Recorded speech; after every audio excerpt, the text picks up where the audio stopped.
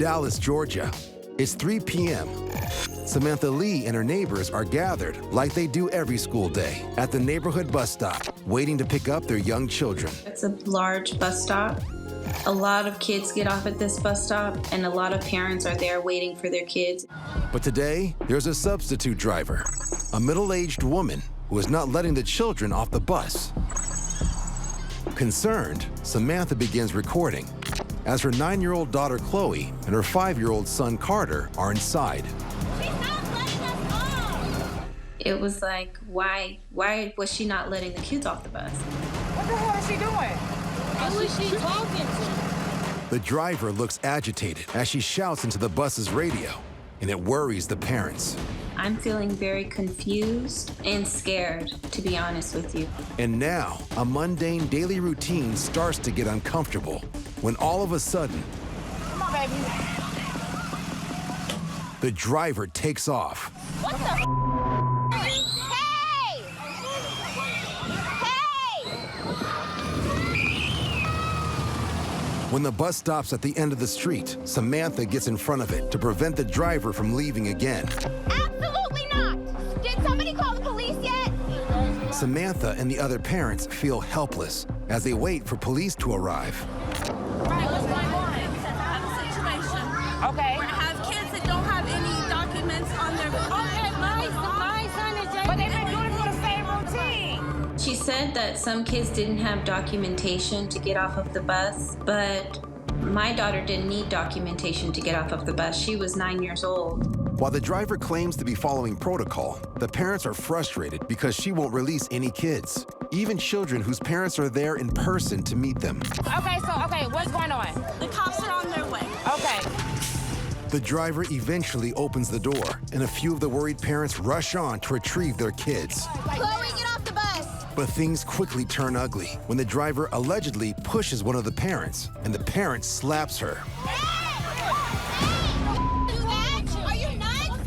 Clearly stunned, the driver suddenly slams the door shut and puts her foot on the gas.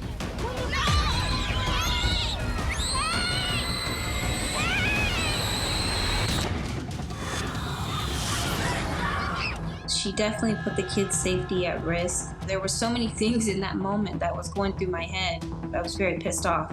You don't keep a child away from their parents. An older sibling of a child inside the bus chases after it and jumps through an open window.